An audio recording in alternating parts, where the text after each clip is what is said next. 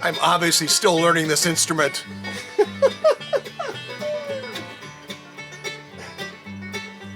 Eventually I'll play as good as he does. I might even play with Steve Martin. You never know, right?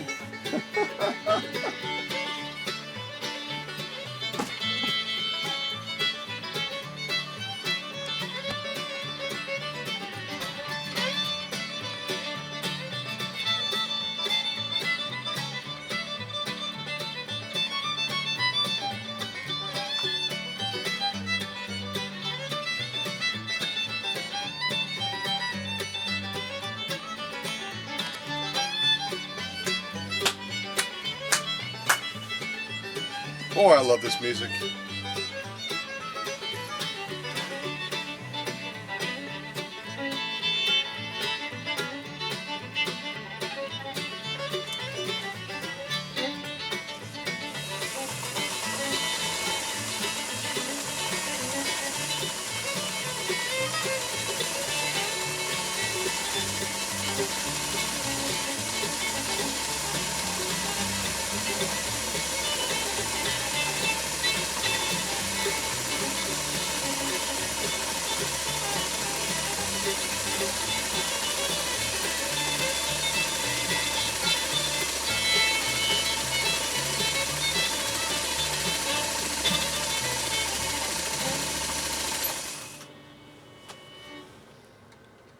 I haven't done one of my crazy circle things for a while, so I had to get that out of the way. You know what I mean?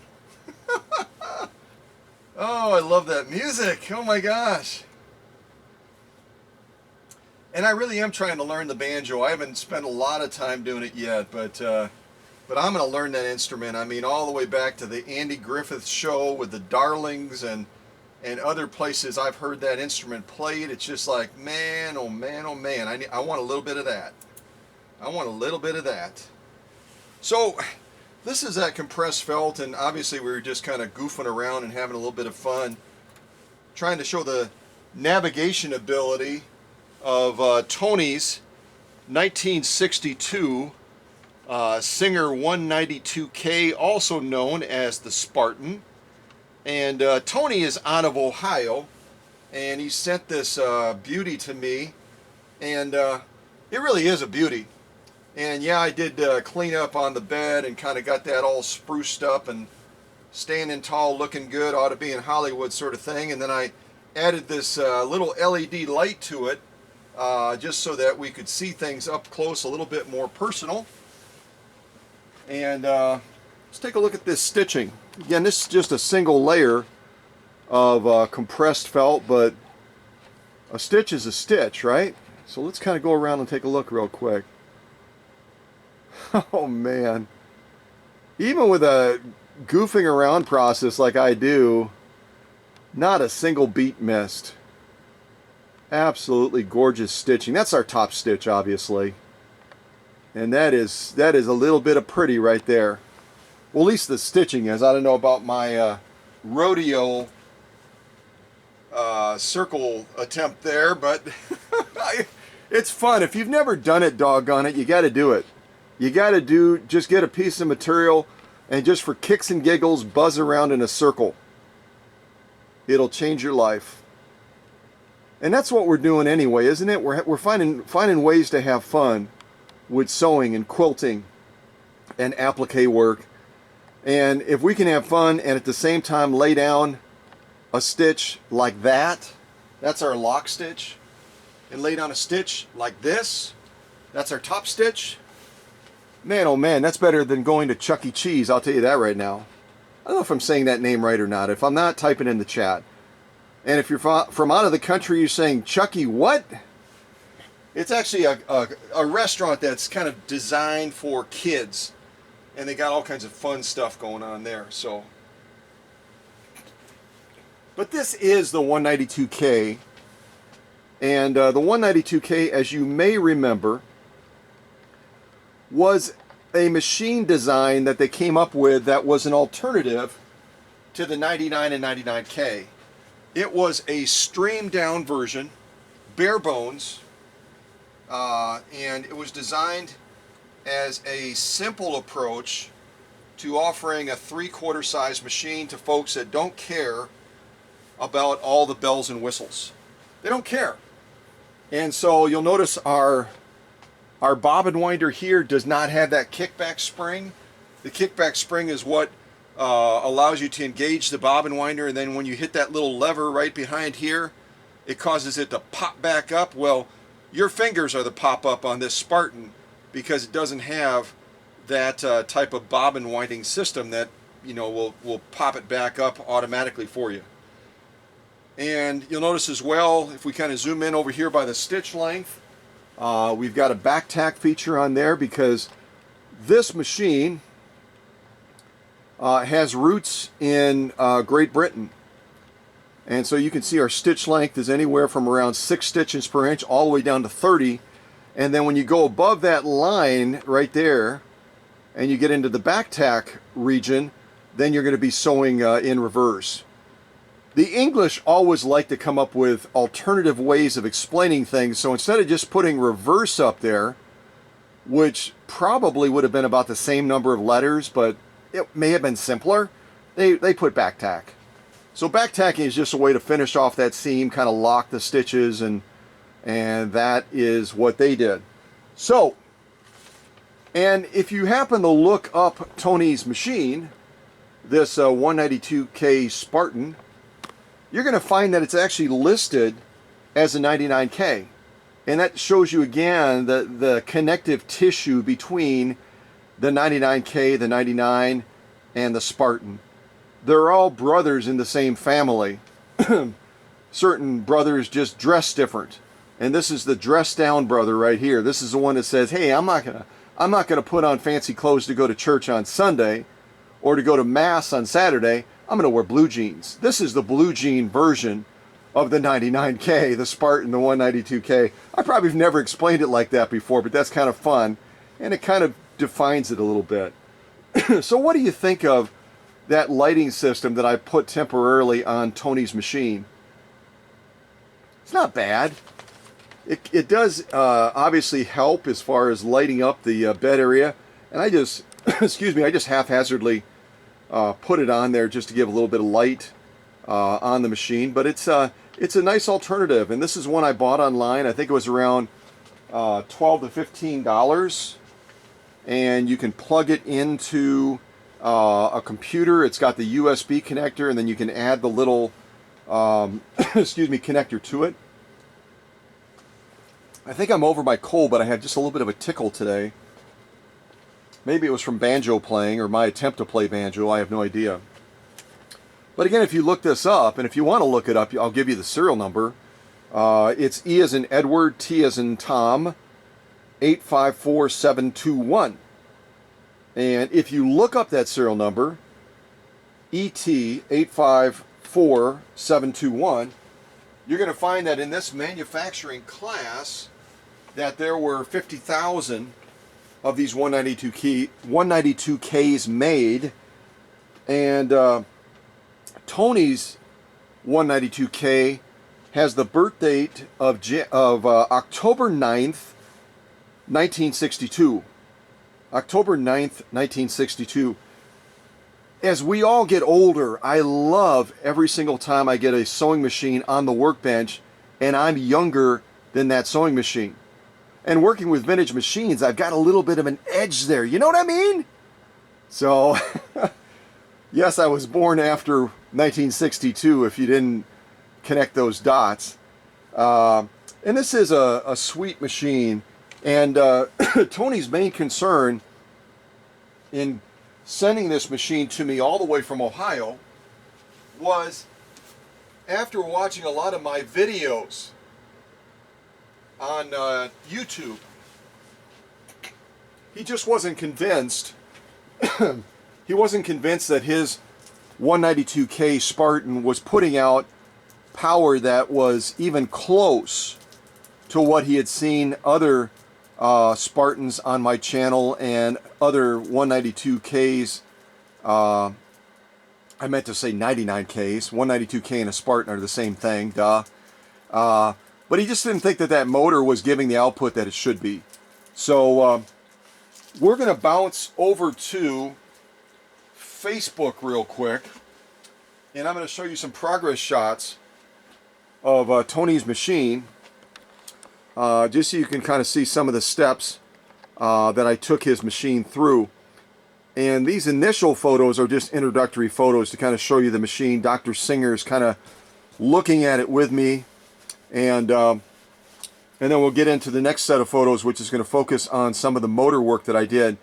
Now let me emphasize again that when I pop over to Facebook like this and I show some of the pictures that I posted, this is only a small sample, a very small sample of the process steps that I take that machine through.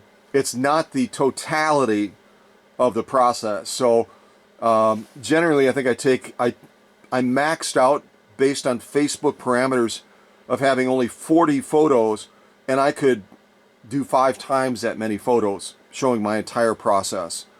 So I just want to explain that so you don't look at that and go, oh, that's the entire process. It's not even close.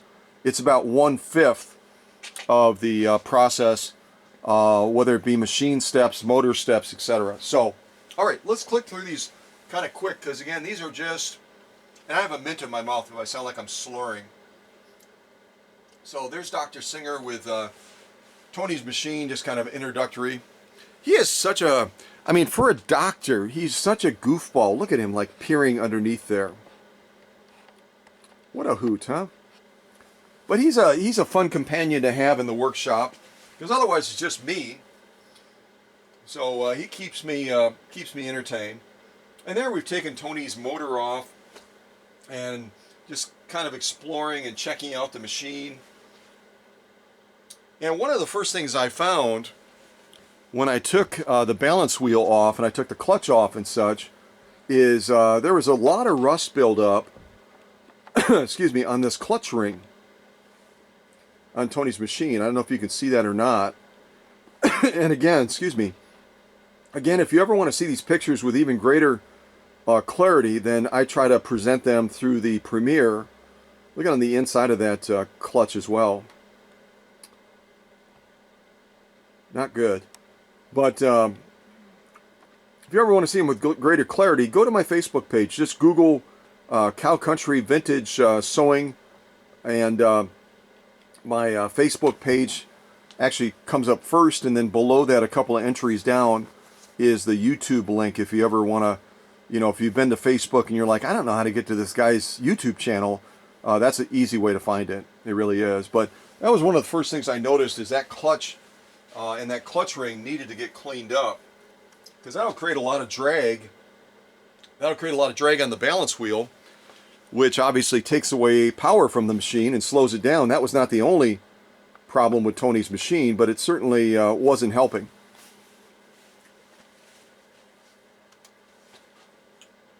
That's just I'm looking into the innards of the machine, and photo didn't turn out real super duper.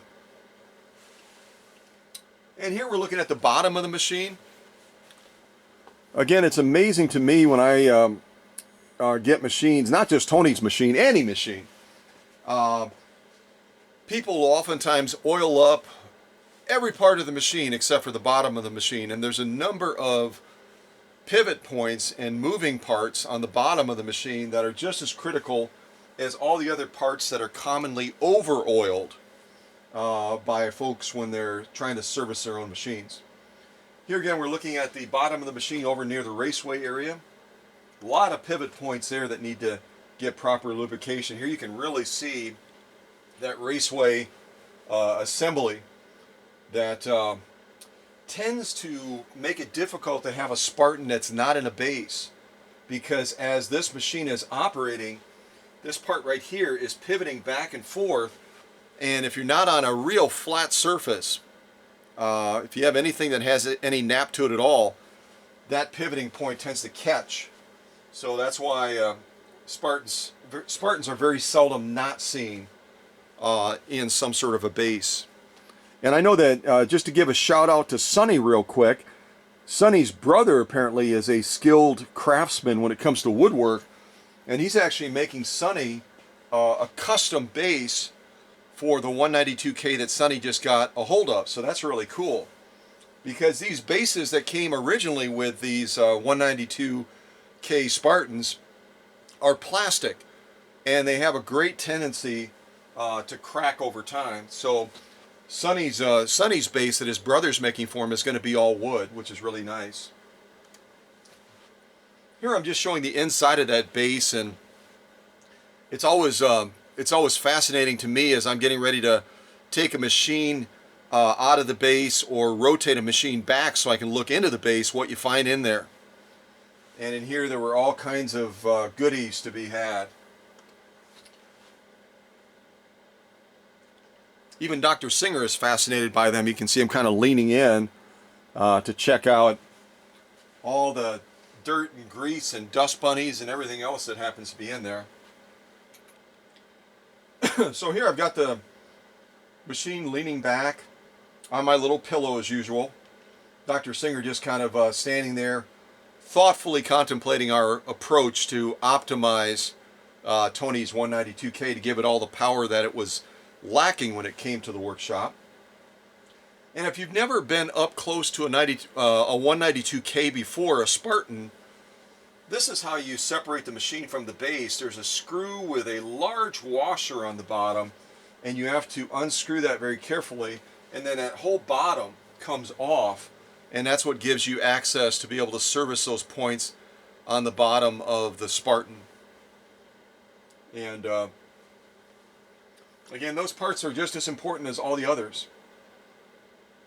See that thoughtful contemplation on Dr. Singer's part? He's like, all right.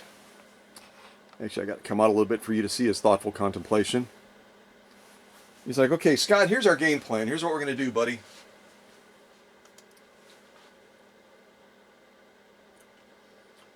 And you may not be able to see it in this shot, but as pretty as Tony's machine was when it arrived, there's still varnishing and other stuff like that on the surface that I kind of, again, you're not going to get it at your local sewing center, but I always try to go across the paint and wick that varnish and that extra oil out a little bit just to return even more of the luster of that machine. If a machine's going to be sewing fantastically, there's my new word for the day, it should look fantastic as well. So, and here if we were to zoom into it, you would see that the motor assembly mount indicates that it was made in Canada.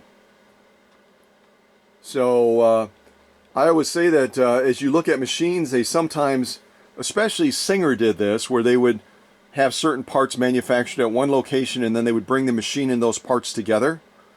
No difference here.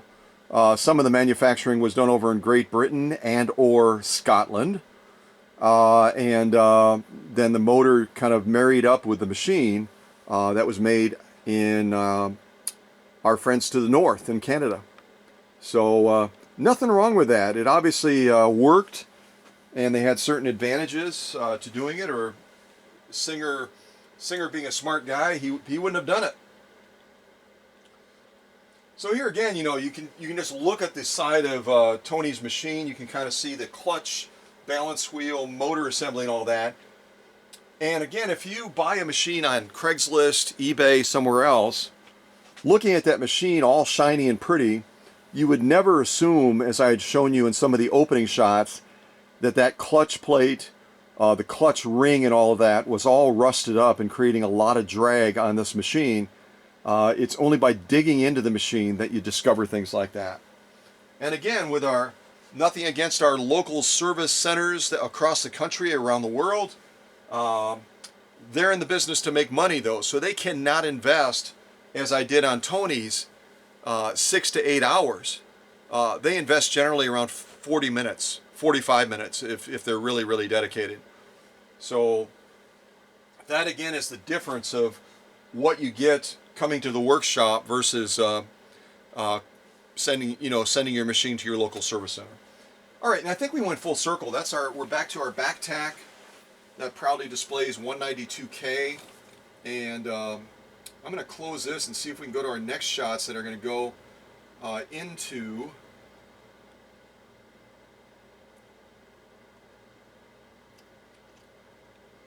some of the motor work that I did on Tony's machine.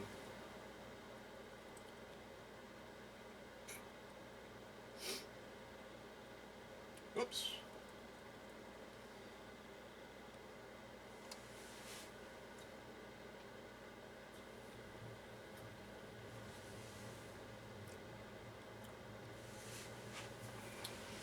And part of the reason Dr. Singer is looking at that belt is the belt that was on Tony's machine was in a real rough state. I believe I posted, well, no, I have some photos here that are going to show you some of the issues with that belt. So that's a brand new belt that Dr. Singer and I put on the machine, and that helps a lot. Along with doing certain lubrication on the motor after it's been serviced, and also cleaning pulley points as well. That makes a big difference. And again, when you're servicing a motor, you got to service the foot control as well. I've said that about 2.5 billion times on this channel probably. So don't service a motor and not service the foot control. That would be like doing an oil change on your car, putting new oil in and leaving the old filter on.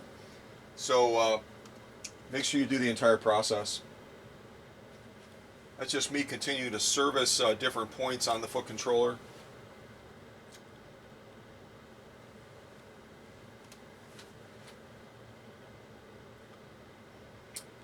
And this is after I've, again, Facebook photos, whenever they upload, they never upload correctly. Maybe I'm doing something wrong. I have no idea. I should find a 9-year-old and ask them. But this is after I've done the service on the motor that you're going to see after this photo. And you can see my finger pushing down on the foot controller. When I did that, that motor literally jumped up off of the workbench. And it didn't have nearly that spark and that drive before me doing my very detailed service and restoration of Tony's motor. So what a difference. What a huge difference. And the next shot, I think, is, again, these are out of order. There my fingers come back up and the motor roars to a silent stopping point. This is actually me putting the motor back together. Now here's some of the servicing that I'm doing to the motor. I'm just going to click through these quick because you can look them up on Facebook as well. So obviously crack the motor open, and there's all kinds of things. Conservatively, I would say about 55 to 60 steps that I go through when I go through a motor like this one. And there I'm mixing up my special lubricant that is safe for the inside of the motor, that's going to lubricate the points that are coming out of the pulley and the opposite end of the motor as well. And just getting some of the gook and the junk out of there as well, because most of the parts within the motor that are brass, or copper rather, no, brass, I was right.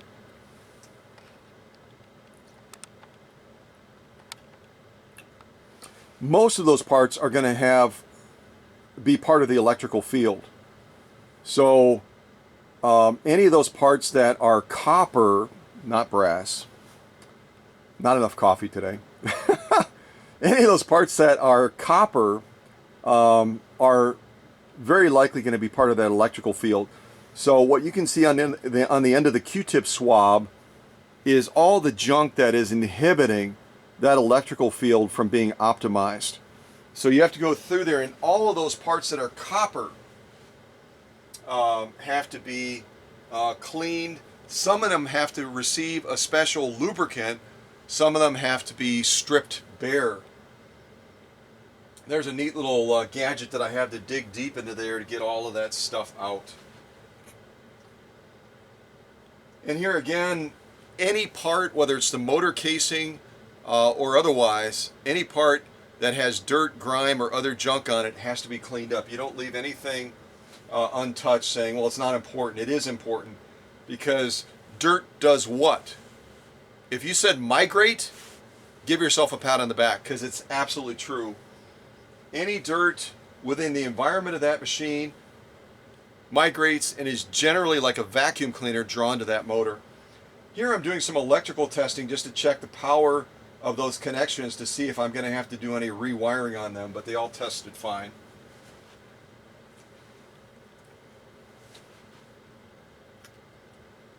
And there's a motor that is beginning to be very happy. All those parts that are copper have been cleaned up. All of those parts that need to be lubricated have been lubricated. All those parts that need to be stripped are stripped. Any insulating points that have been degraded are re-insulated.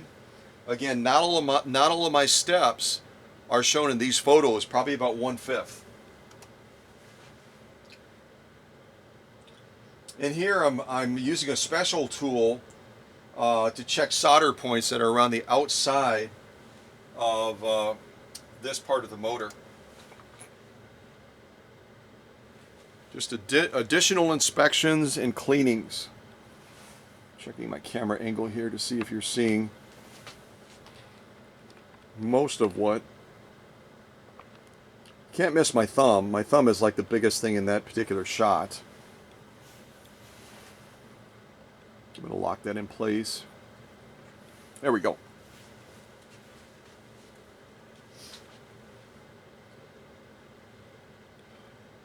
And there you can see real plain. We've got copper. We've got copper up here on the main shaft of the motor, and there's copper throughout. All of those copper points are serviced and cleaned.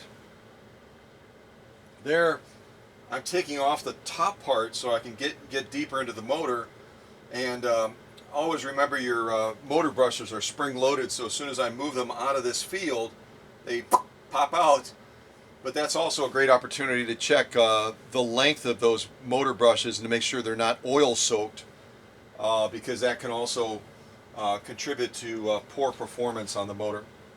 And these are some of those parts I was checking right here as far as those solder points. Those can get brittle over time, and that can have a big impact on motor performance. But I'm trying to, even in this real small sampling of photos that show parts of my process, trying to show you the depth that you need to go to, the depth that I go to, so that I can genuinely feel like I'm getting everything I possibly can out of that motor to get it to its max performance. You got to dig real deep into that motor. And just additional cleaning. And again, some parts have to be stripped down so they're absolutely clean and oil and dirt and grease free. Other parts absolutely need to have the proper solvent and lubricant put on them so that that part can move freely. And there's Dr. Singer's assistant double checking the work on the motor. And some of those parts are real tiny within motors, especially the parts that are copper, and I do use my magnifiers. Matter of fact, I just got a new set of magnifiers. And here, just additional cleaning and service to the motor. There's a close-up of some of the copper points that I'm trying to use my dental tool, because some of those, they really get calcified on there, and you literally have to chip away at them, almost like the dentist does when you go to the dentist and they're using a tool similar to this to get all the plaque off of your teeth. It's the same thing on these motors.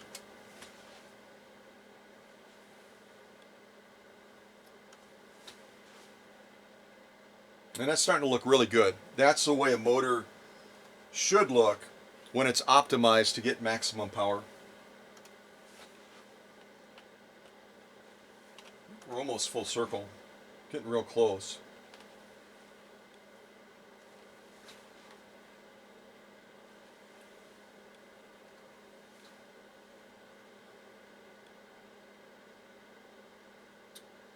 And even the wells that the motor brushes go into, those are also copper, and those also need to be cleaned. You can see my Q-tip swab there, even swabbing just those tiny little areas where the brushes are inserted.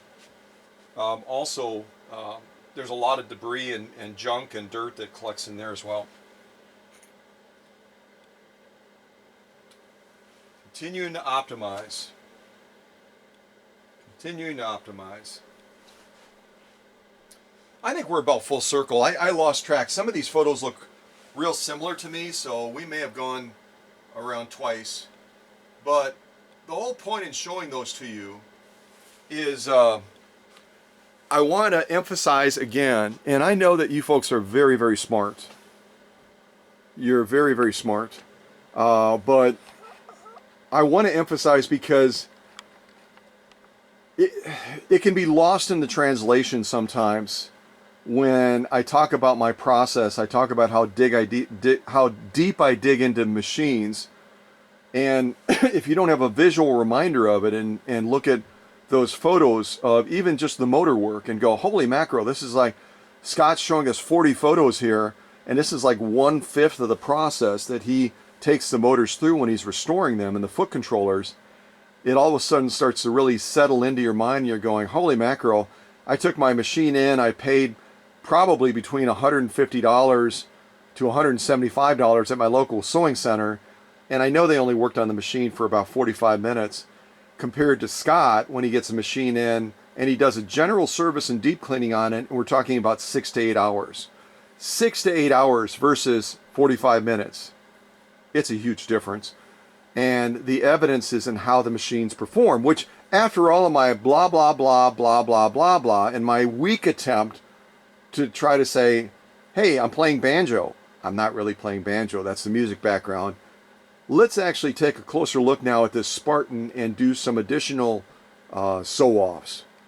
And I'm trying to think if there's anything else I wanted to show you. Oh, yeah. Let me mention this real quick before I forget. So this is obviously the Spartan's bobbin winding system right here.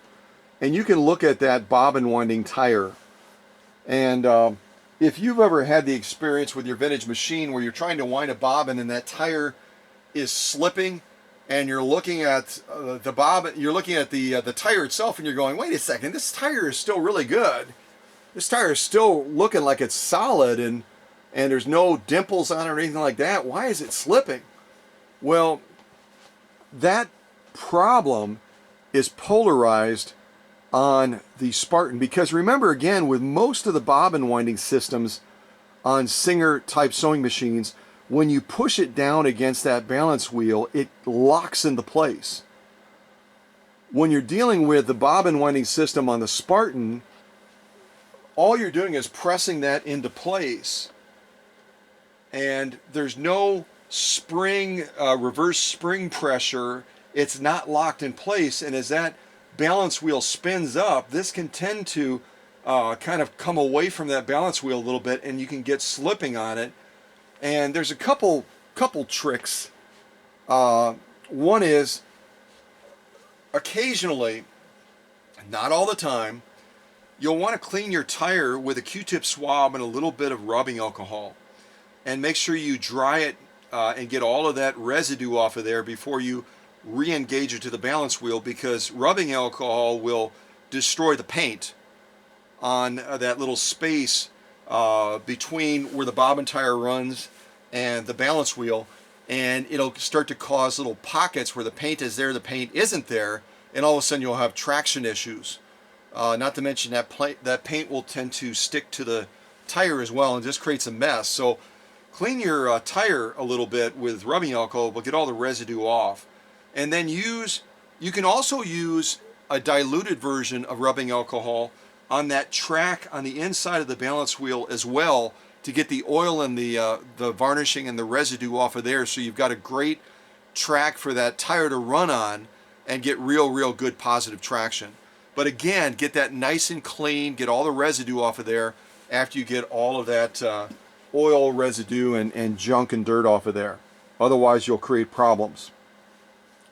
But the other thing I did with Tony's is, this is the bobbin tire that was on his machine when it came. And I don't have my screen turned around. This is the bobbin tire that was on his machine. That's way too low. What's going on? There we go. Okay. So this is the bobbin tire that was on Tony's machine when it came. Hopefully in the shot you can see, I'm actually going to kind of tuck it in there. Can I do that? Ah, no. Let me come in closer because I really want you to see this. Not all bobbin winding tires are created equal. Okay, that's going to be probably pretty good, hopefully. Okay. So what I want to show you is the bobbin tire that was on Tony's machine was much more narrow. It did not have as much tread. It didn't have as much tread making contact with the inside of that balance wheel. And so I went with a wider bobbin winding tire. You can see the difference here if I kind of go one over the other. I think you can. Hey, you can't. We better stay side by side. But it's noticeably wider.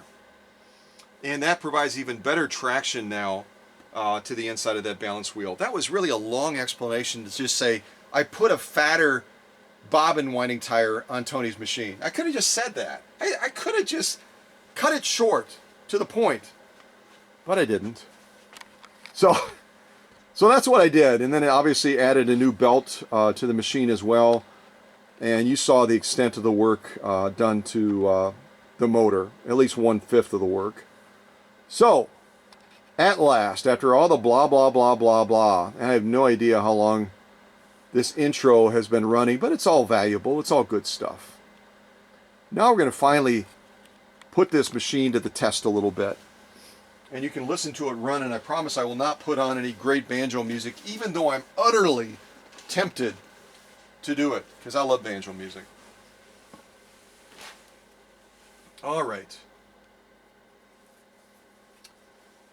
So let's start. I usually leave it until the end, but I'm going to do some elk hide jumping right out of the gate here. So I've got, I'm not even going to insult this Spartan. And I know I haven't mentioned it yet, but you're really, really smart, and you've heard it in other premieres that I've done, other videos.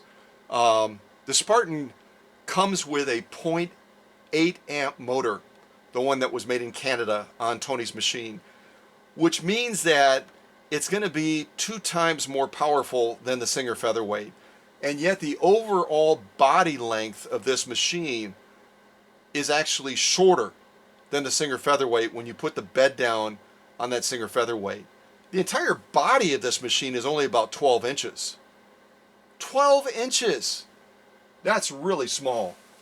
But with that motor that's on this machine, let me tell you, especially after I got them going through it, you're going to see that power evidenced now as we go through 2 layers of genuine elk hide, and we're going to get that job done pretty good. I'm probably going to come down, turn, and then come back. I don't know if I'm going to close the box.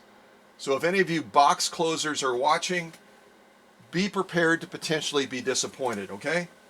Be prepared to be potentially disappointed. And I'm going to wipe over the bed a little bit, try to keep Tony's machine cleaned up here. Okay, so I'm going to get that take-up arm to the highest position, and let's see if we can buzz down and get these sew-offs going at last. All right, here we go.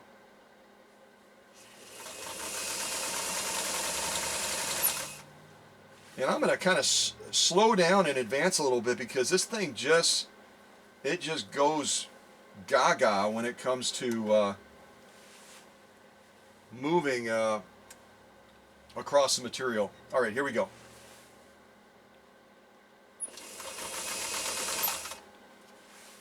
Back down.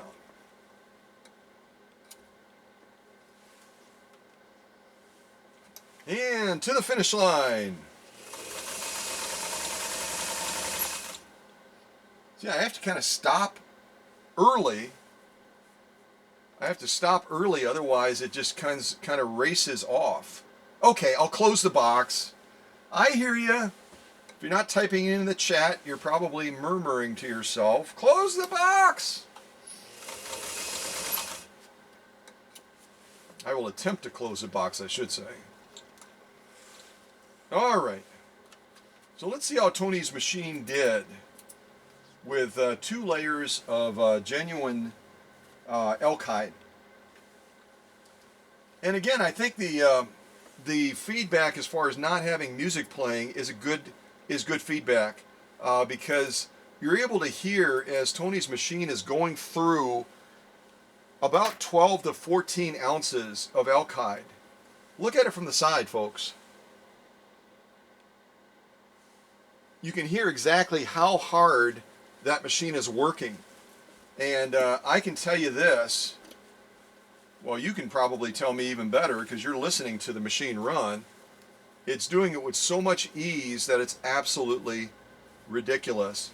And on top of that, it lays down a stitch that is absolutely brag-worthy. Kind of looking back at my camera here. Gorgeous stitching all the way around. Absolutely drop dead gorgeous. And as we turn it over, I'm going to have to really pull this back because that nap on this stuff just eats up those stitches. I'll look over my shoulder here and see if you're able to see what I'm wanting you to see. See those stitches popping through when I pull that nap back? Beautiful stitching all the way around. It's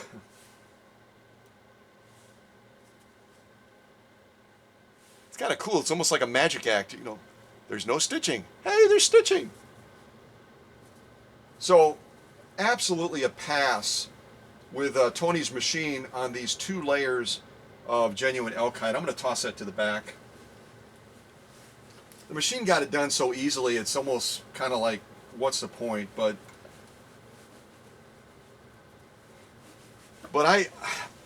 I love to show it being done like that because I know others, excuse me, have 192Ks Spartans in their own home, and they are attempting to probably do something similar, and their machine is just bogging down, and they're like, why in God's green earth is he able to get it done so easily, but mine won't do it? Well, because you probably took your machine to that local sewing center and they serviced it for 45 minutes. Probably all they did was oil it and maybe blow it off with compressed air, and that's why your machine doesn't perform like Tony's. There you go. We solved it. Mystery solved. Now I was going to try to do this, but I don't know if that'll fit underneath the presser foot. The only problem we might run into is clearance. Nope, I think I'm going to be able to squeak it in. So what am I setting us up for? And I hope I'm not setting us up for failure. But I wanted to do genuine cowhide next. But I wanted to do 4 layers of it. I'm wanting to do 4 layers of genuine cowhide, which is probably almost 14 to 16 ounces of leather. And again, I want to do that so that Tony has the confidence, even before his machine gets back to him, that that motor is going to blow his socks off because it's been optimized now and it's able to get the job done like it wasn't able to do before. So let's see if we can get this underneath the presser foot. I'm only going to buzz down once. And we'll see how Tony's machine does with 4 layers. And I don't have a super heavy needle in there, so I'm hoping I don't have a needle break, because the needle I'm using is not a leather needle. But I'm hoping we'll be able to sneak through these 4 layers. And then we have additional sew-offs after that. So, oh gosh. I sometimes wonder if I set myself up for failure, but you know what? It's fun. It's fun. All right. So here's 4 layers of genuine cowhide, and I'm going to see if Tony's machine can evidence again how totally pumped up it is to show its strength now that that motor's been optimized, and the rest of the machine optimized as well. All right, here we go.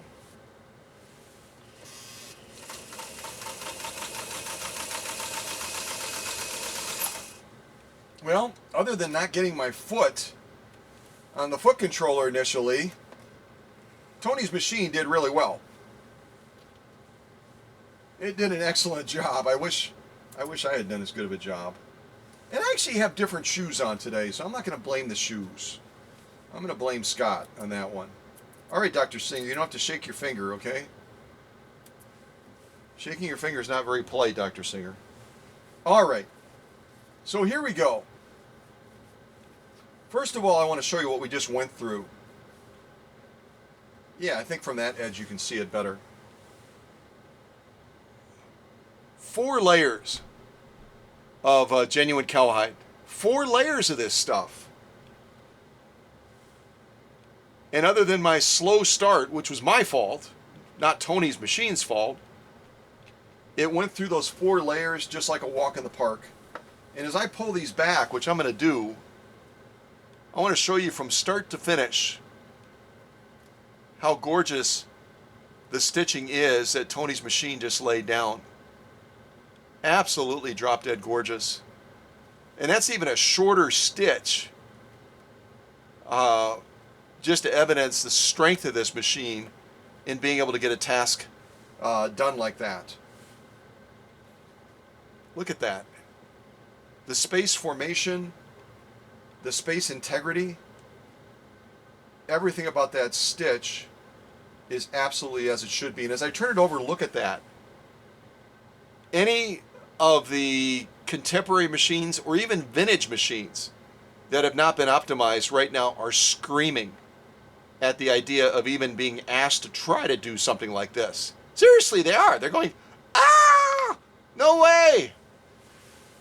And as we turn it over, no difference on the lock stitch. This is our lock stitch, folks.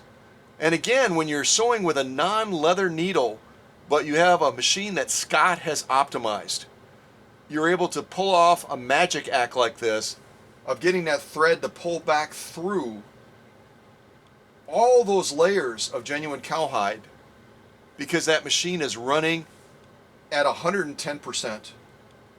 It's stronger than when it left the factory. It really is. And that's not just bravado, that is evidenced by you listening to it run and seeing what it's able to lay down as far as this stitching through 4 layers of genuine cowhide. Look at from that end. And from this end. That's crazy. All right, that's another pass. I'm going to send that to the back. And again, folks, I'm not using, don't write me or don't type in the chat, what kind of leather needle are you using? I'm not using a leather needle to do what I'm doing. And if you don't believe it, then drive to Wisconsin and come to the workshop and I will sew off on a machine and show you that it's not about the needle, it's not about the thread, it's about what's been done to that machine to maximize the power output, the delivery, and to optimize it to a point where it's nothing's holding it back. Not a rusty clutch plate or a clutch ring or any of the other things that I addressed on Tony's machine. All those things, once they're eliminated, that machine can deliver and lay down like no other machine in the world. It's just, it's evidenced right here on this live premiere. There you go.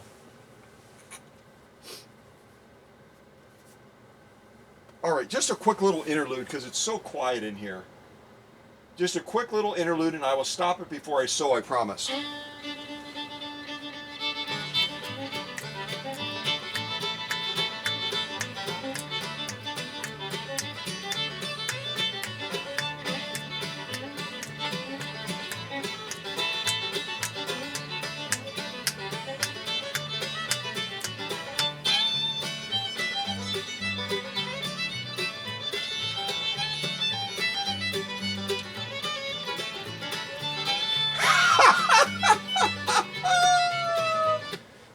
I love it.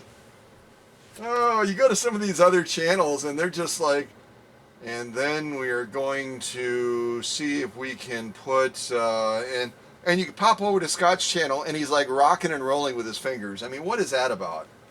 So here we've got, this is a new material that I'm kind of introducing to you. It's used in furniture covering and it has kind of a textured backing on it. It's kind of rubbery. I can actually show you here on camera. See how I'm pulling it? Can you see that? It's rubbery, and so it's going to have a tendency to wiggle around when it's being fed over those feed dogs. And we're going to do several layers of this. So I'm going to start with 2 layers. I'm going to go ahead and fold it in half and get us up to 4 layers. And now what I'm going to do is I'm going to kind of sew down around, and I may close the box. And we'll just kind of mess around with this material as well. It's got a leather cover on it. It has a leather cover on the top and some sort of an elastic type base. So it's just, I like using it now that I've discovered it, because it really does test to see how well that machine is feeding with the feed dogs. And Spartans do not have the greatest feed dogs in the world. They just don't, I'm being honest. So if we can accomplish this and lay down some good stitching, then I've done my duty. All right, here we go. And yes, I stopped the music, as cool as the music is. All right, here we go.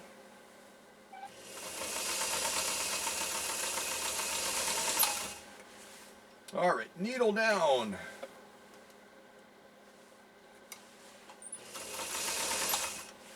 Needle down.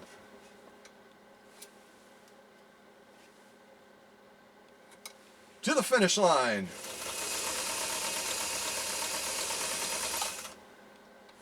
Should I close the box or shouldn't I? I'm not all about making people happy, folks. I'm not. You might want to be disappointed occasionally on this channel, because then you'll come back and you'll want to be satisfied, and that'll get me more views. Hey! All right, I'm going to close the box. Okay, let's see how Tony's Spartan did with this real slippery leather material. It's used in upholstery and furniture applications. Let's see how his machine did in going through, what do we do, 1, 2, 4 layers of this stuff. Again, certain materials are harder to sew, not just because of the density, but also the consistency of the material as well. It can tend to cause feed issues, skip stitches, and all kinds of other nightmares when you're sewing with it. But that's certainly not the case with Tony's machine. I'm going to kind of turn that towards the camera, and you can look across as we go. That, ladies and gentlemen, as this stuff is like kind of twisting a little bit, that, ladies and gentlemen, is what a perfect stitch looks like. The spacing, the formation, the integrity of the stitch, all the way across over this leather material that has that elasticy, stretchiness to it, and really can cause some problems. It's just perfect. Perfect in every way. And as I turn it over, look at again what we just went through from the side. That is not an easy task, folks. It's not even close to being easy. And as we come around, I'm kind of pulling this back a little bit. Look at this stuff. It's like bubble gum almost. And there's our lock stitch. Again, just perfect in every respect. The spacing, the formation, the integrity of the stitch. I'm trying to get the right camera angle here, folks. Everything about that stitch is exactly as it should be. Matter of fact, you know what? That stitching is so fabulous, I got to do it. Forgive me for doing it, but I'm going to do it. I'm going to do it right now. So if you have small children in the room, which I doubt you do, shield their eyes and cover their ears, because it's going to happen right now. Yeah. You got stitches like that, you got to have some music going, folks. You just gotta. Beautiful stitching all the way around. And again, that was 4 layers of this leather, elasticy, nightmare material stuff. Crazy, huh? That's a pass. All right. What do we have left?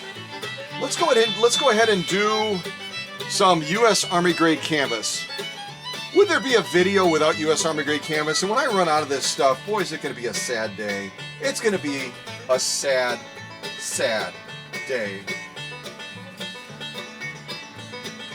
All right, I'll cut my music off. So we're starting with 2 layers. I'm going to go ahead and fold it once. Fold it once to get us up to 4 layers. And I'm going to go ahead and fold it again to get us all the way up. I'm going to have to kind of crinkle this down a little bit here. Getting us all the way up to 8 layers of this U.S. Army grade canvas. So I'm going to see if I can slide this under the presser foot.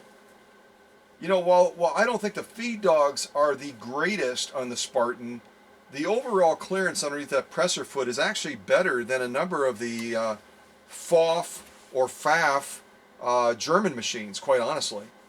The clearance is exceptional on this machine. So let's see how Tony's 1962 Singer 192K. I just had a little brain fart there real quick. Let's see how his 192K, his Singer Spartan, does with 8 layers of U.S. Army grade canvas. All right, here we go.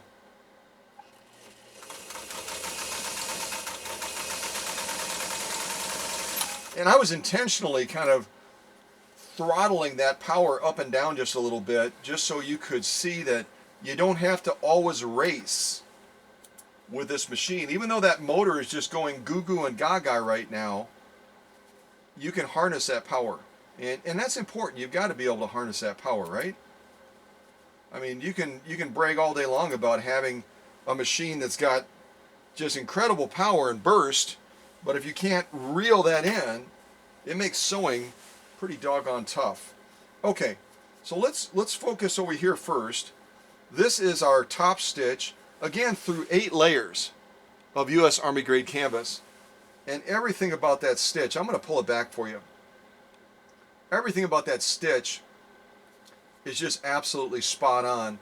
The spacing, the formation, the integrity of that stitch is exactly as we want to see it. And as I turn it to the side again, you can see what we just went through and how easily Tony's 192K got the job done. And in part because I actually had my foot on the foot control, which doesn't hurt. And now we're looking at a lock stitch, which, you know what, I'm not totally stoked about that lock stitch. It's not as defined as I think it should be. It's not a bad looking stitch, but it's not as defined as I think it should be, even when I pull it back. So what do we do? What do we do when we have a lock stitch that isn't as poppy as we want it to be? If you said, you can do one of 2 things, Scott. You can either increase the upper tension, or you can decrease. Wait, no. Switch, reverse that. I feel like Willy Wonka in Willy Wonka and the Chocolate Factory. You can either increase the upper tension to define that lock stitch further, or you can decrease the bobbin pull so that it's going to give more victory to that upper tension to define this stitch more. There, I said it. Sort of. So we're going to do the easiest thing, which is to adjust the upper tension up slightly to see if we can get that stitch on the bottom, that lock stitch, to pop just a little bit more. So I'm doing that off camera right now. I'm just increasing that upper tension a little bit further.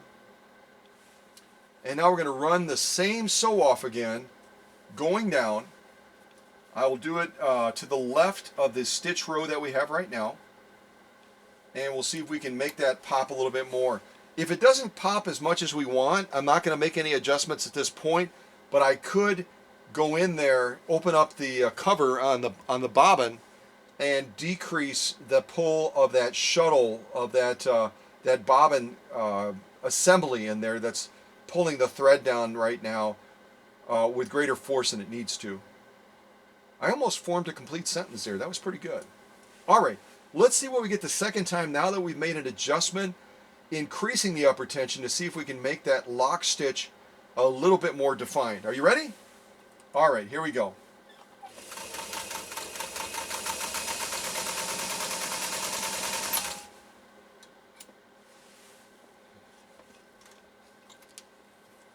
All right, pull that through. Get our thread back in place. There we go. Okay, the first thing I'm going to show you, the stitch row that we just did is on the bottom. And what we're looking at right now is the top stitch.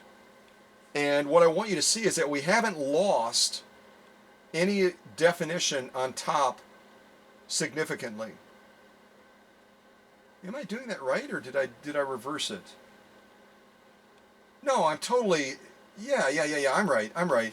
I get confused sometimes. I should have like a marker and put top, bottom. Because when you're in front of the camera, you're thinking about so many different things other than just the fact that you're sewing.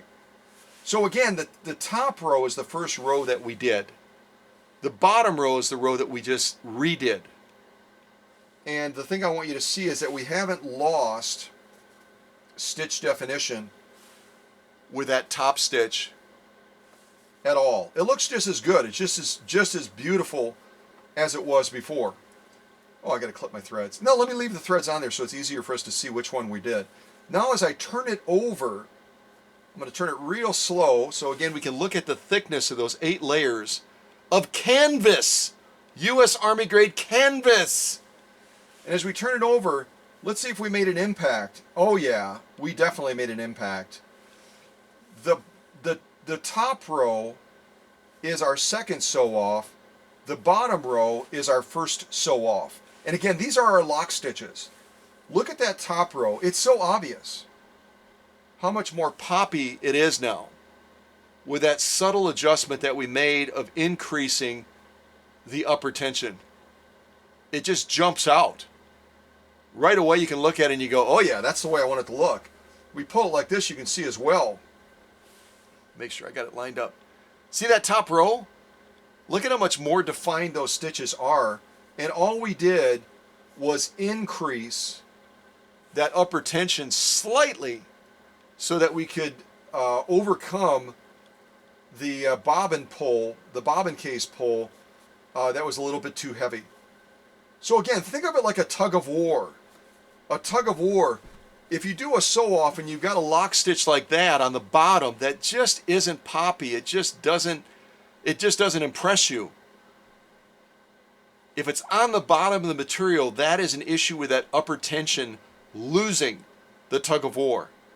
So you either have to increase that upper tension or you have to decrease the bobbin pull so that that upper tension is able to define that lock stitch more effectively.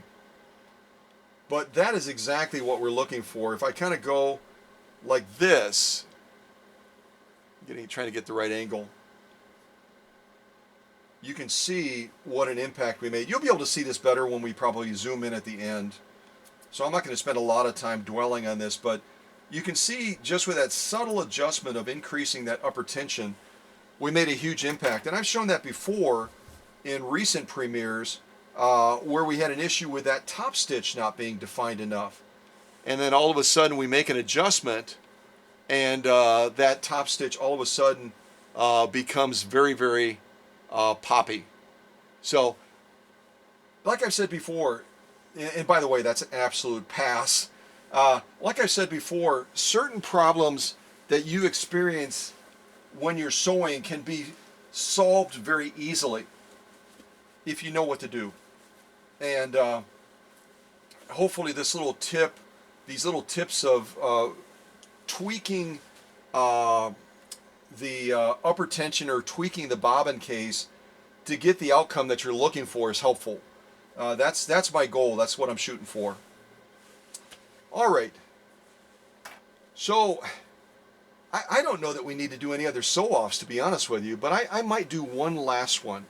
I've got to first of all see if I can actually fit it underneath the presser foot. I don't know that I'm going to be able to. This is insane. I'm going to see. I'll see what I can do. And I'll see if I can actually line this leather up. Oh my gosh, I can actually do it. That's impressive. Look at that. So what do I have here? I've got some protected full grain leather. Now if you know anything at all about leather, Protected full grain leather is not easy stuff to get through. It's really tough. And when you add this many layers, 4 layers of protected full grain leather, I really create a lot of potential nightmares for myself. How is that material, when you have that many layers, how is that going to feed over the feed dogs? How is it going to interact with a needle that's already done? I'm trying to grab them. How is it going to interact with a needle that's already done all of these sew-offs? Again, why do I pick the most difficult sew-off to do as a last sew-off? Am I crazy? Maybe a little. You know, is it a matter of, have I been infected by banjo music and it's somehow impairing my judgment? Maybe. But it's also a confidence factor. And the reality is, when you're sewing through this many layers of protected full grain leather on a 3/4 size machine like this, even when that motor has been optimized in my workshop, there's nothing to assume here that it's going to be an easy task. There's nothing to assume that we're not going to have skip stitches. There's nothing to assume that we're not going to break a needle going through this many layers of protected full grain leather as a last sew-off. What the heck? Let's try it anyway. A little bit of quick interlude inspiration.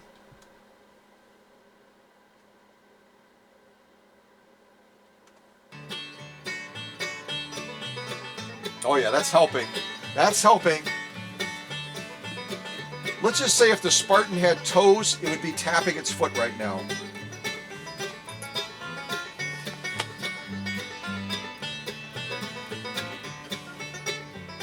All right, the final sew-off, absolute insanity, under the needle, 4 layers of protected full grain leather after sewing all those other things off with Tony's 192K Spartan, and now we're doing the toughest sew-off of all. That is beyond crazy. But what else would you expect on this channel? As I said to Donna a couple times when she's saying, use a seam guide or use a whatever. Why would we do that? It's going to make it easier. Why would we do that? Really? All right, let's see what we get, folks. This should be interesting. I'm going to give it my best shot. I'm not going to do a cut and change out and put a brand new needle in, which I would love to be able to do, because boy, that would make it a lot less stressful for me.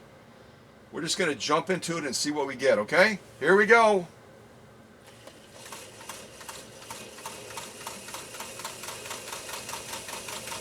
Come on! We can do it! Yes! I had to create a little bit of drama there, you know what I mean? I mean, if I just buzz down it, what fun would that be? Right, Tony? We got to create a little bit of drama. You know, it's like the engine that could. Can he do it? Can he make it? Will he make it? Cliffhanger, can't hold on. Yeah, you've seen all the programs. You know what I'm talking about. So, first of all, I don't even know which end to show you here. There's what we just did, folks. 4 layers of protected full grain leather. You're not losing your mind. You're not intoxicated. You're not being impaired by fumes that have creeped into your home, into your sewing space. We just did it. As a last sew-off. I got to do it again. I'm sorry. I just can't help myself. As a last sew-off, we went through 4 layers of protected full grain leather, folks. If you don't know how difficult that is, try it on your machine. You know what? Just buy the packing materials in advance so you can get ready to ship your broken machine to me after your machine dies. I said it on this channel. I'm sorry. After your machine dies. Because that's what's going to happen. 4 layers, folks! You know what? But like I said before, who cares if you don't lay down a drop-dead gorgeous stitch like this all the way across from start to finish, not a skip stitch, nothing at all to indicate that Tony's machine struggled in any way. What am I doing? I'm like going uphill. That was weird. Absolutely a perfect stitch. The formation, everything about that stitch is spot on. So we look at it from the side. Look at that, folks. 4 layers of protected full grain leather. Now we're going to look at the lock stitch, Which I'm going to have to obviously pull back because we're nappy on the back of here. It is like a magic act. You can't really see anything, and then all of a sudden I pull it back and you're like, oh, there's stitches there. That's cool. Look at those stitches. Everything about those stitches are exactly as they should be.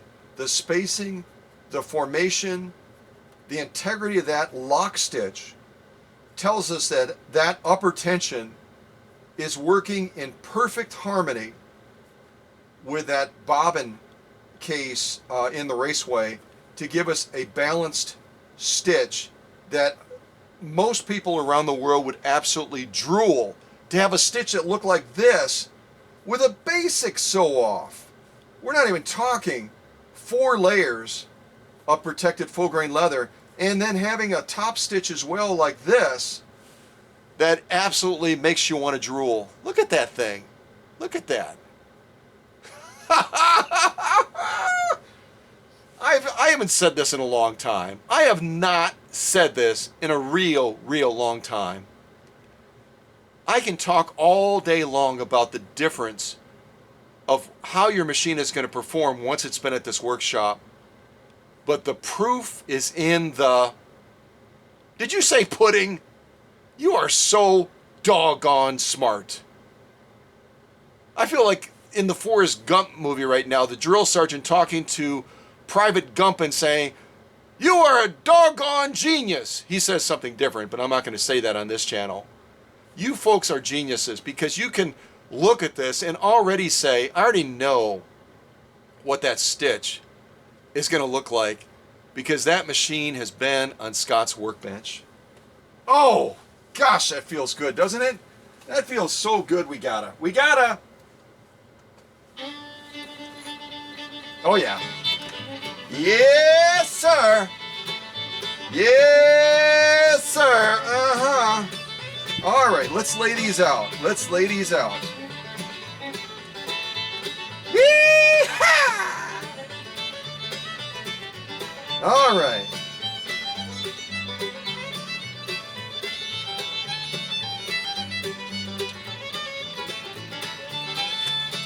All right, let's come off the tripod and get a little bit closer, even to my little spiral thingy on this compressed felt. You know what I'm talking about.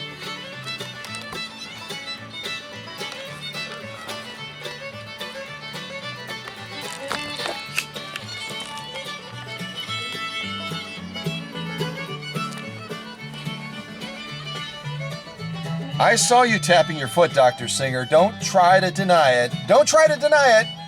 We all saw you tapping. Well, maybe we didn't because that Model 20 is kind of blocking you. Yep, I saw it. I saw your foot move. I saw it. All right, let's take a look at these stitches. This is our Insanity sew-off that we just did with 4 layers of protected full grain leather. Exactly as it should be. You know, any of you featherweight owners, don't talk to me about a perfect stitch anymore. Don't ever do it again, because we just laid down a perfect stitch through 4 layers of protected full grain leather. I'm gonna zoom in again. I gotta zoom in. I can't help it.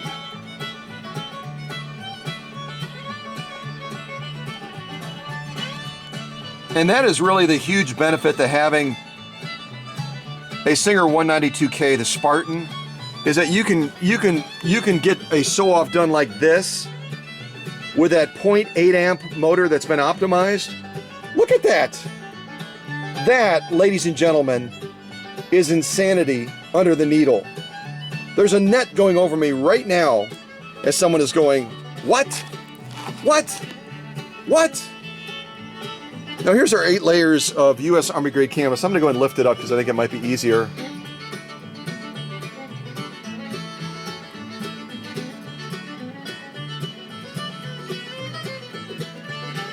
And that's where we did the stitch off again because we wanted to make that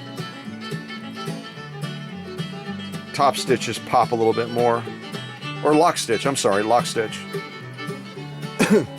Here's our, what do we have here? 4 layers of genuine cowhide.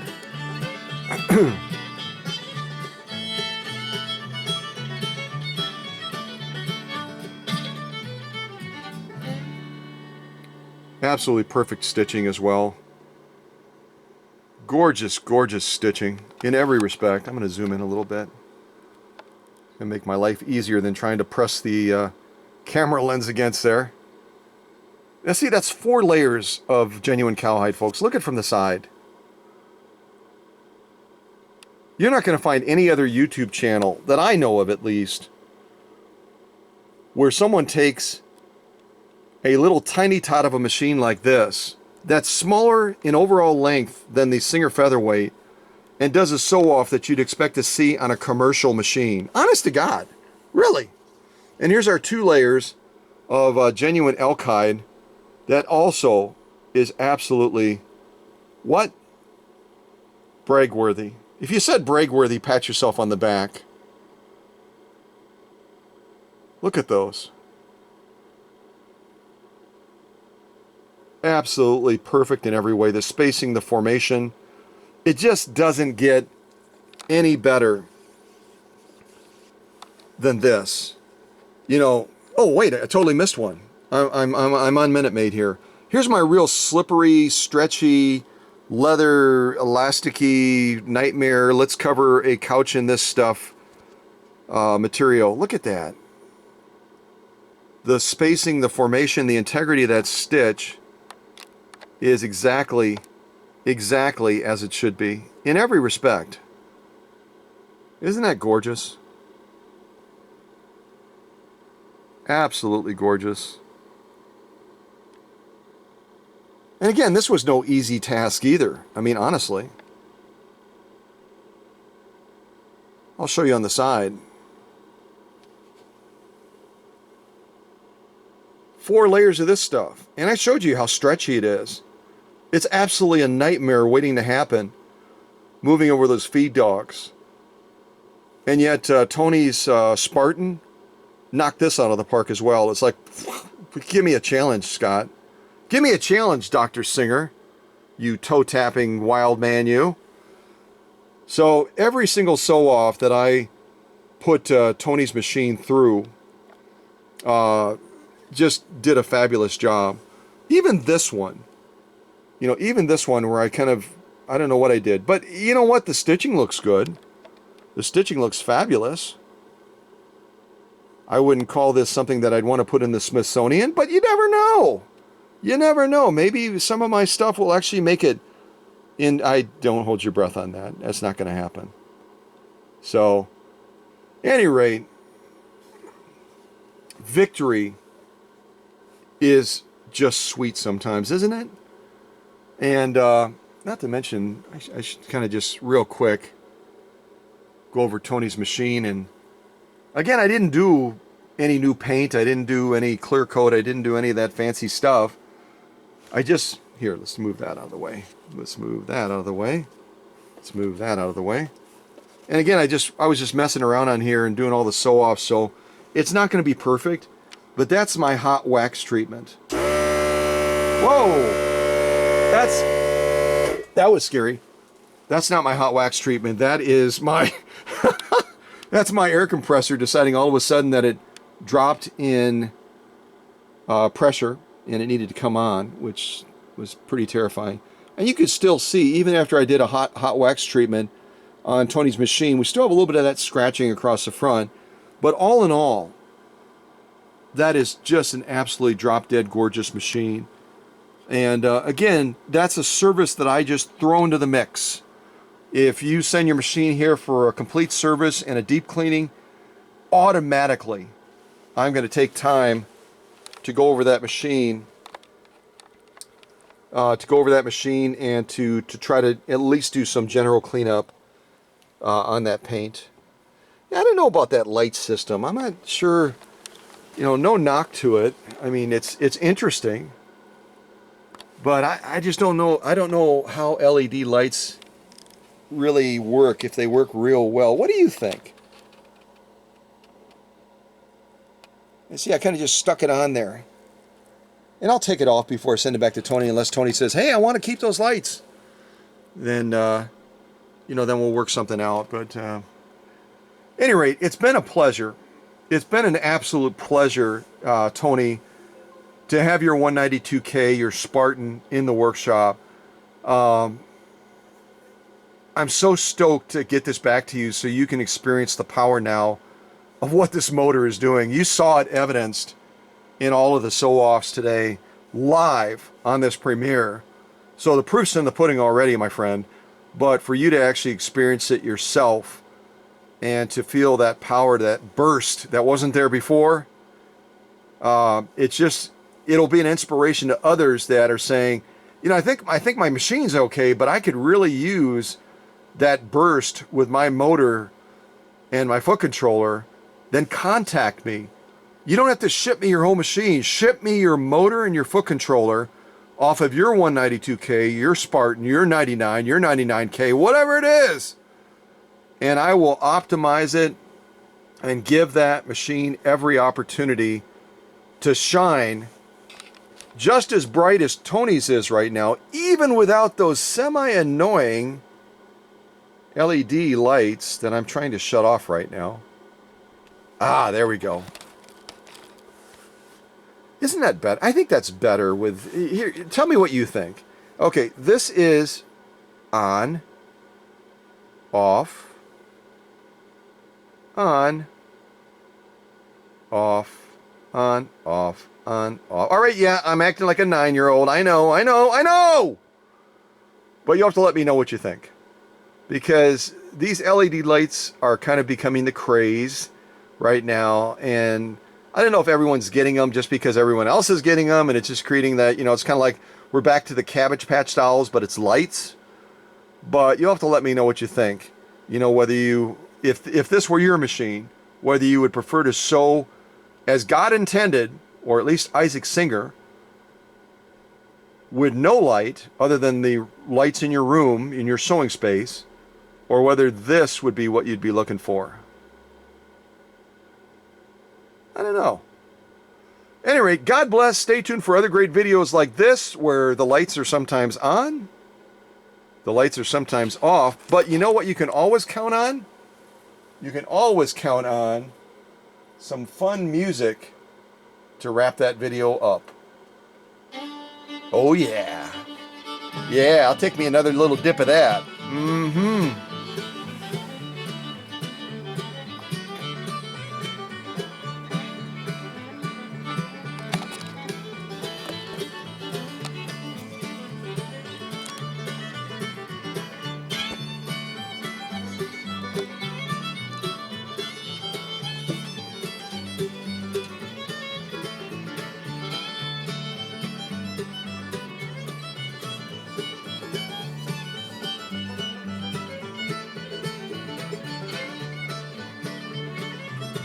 Oh, that was my thumb. Sorry.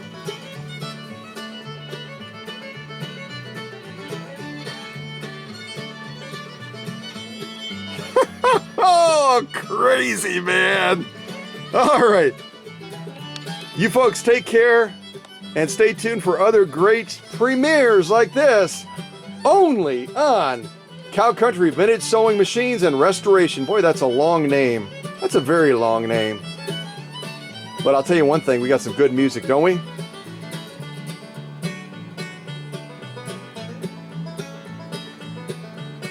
And no, that's not me playing banjo yet. God bless, folks.